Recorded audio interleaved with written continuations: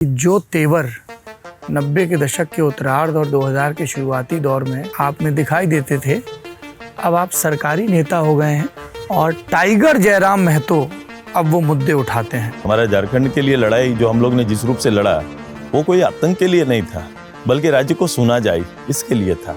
जयराम महतो आतंक फैला रहे हैं, 10 पे ही क्यों मान गए?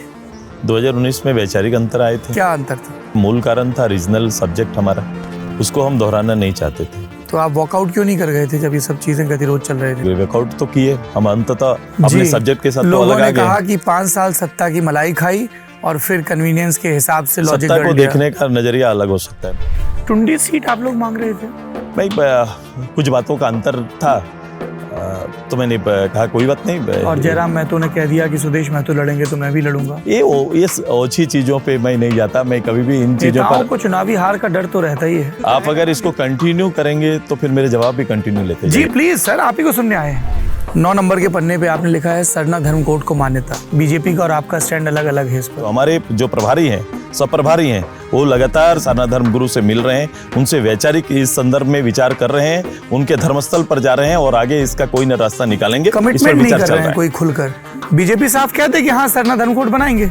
आपने अपने गारंटी में गारंटी दी है 200 यूनिट मुफ्त बिजली। बीजेपी ने तो ऐसा कोई प्रॉमिस नहीं किया है। आप तो 10 सीटों पर लड़ रहे हैं, टोटल सीटें 81 हैं। तो आपको लगता है कि आप इतनी बाम रोड़ने की स्थिति में होंगे कि अपनी मांग मनवा लें? मैं हेमंत जी की तरह बात नहीं कर रहा हूँ कि 200 यूनिट बिजली का हम उपयोग ही नहीं कर पाए तो आप क्या करेंगे।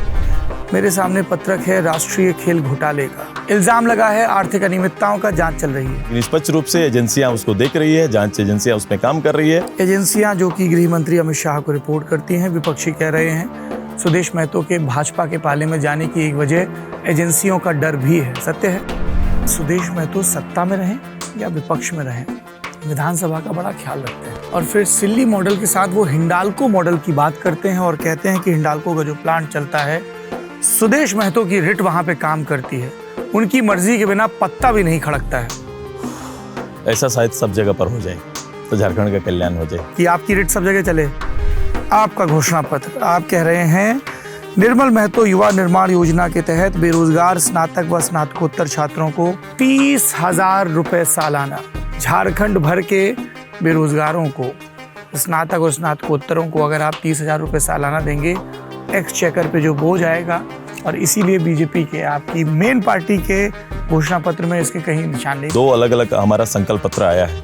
एक भारतीय जनता पार्टी का सहमति के साथ एक घोषणा पत्र आया, एक सहमति रीजनल हमारा घोषणा पत्र कल हमने आया और ये सहमति के साथ। आबादी के अनुसार पिछड़ों को आरक्षण, इसके लिए कास्ट सेंसस की जरूरत पड़ेगी। बीजेपी ने कास्ट सेंसस को लेकर अपना स्टैंड क्लियर नहीं किया है। आप मुझे बता दो, बिहार में नीतीश बाबू आगे बढ़े, नीतीश बाबू ने निर्णय लिया, कास्ट सेंसस भी कराया, रिजर्वेशन भी दे दिया। नीतीश जी वहाँ ऐसा कर पाए क्योंकि वो मुख्यमंत्री थे। सुदेश महतो जी मुख्यमंत्री बनेंगे? मैं कह रहा हूँ कि सरकार का मुखिया मुख्यमंत्री बनना चाहेंगे कभी झारखंड का?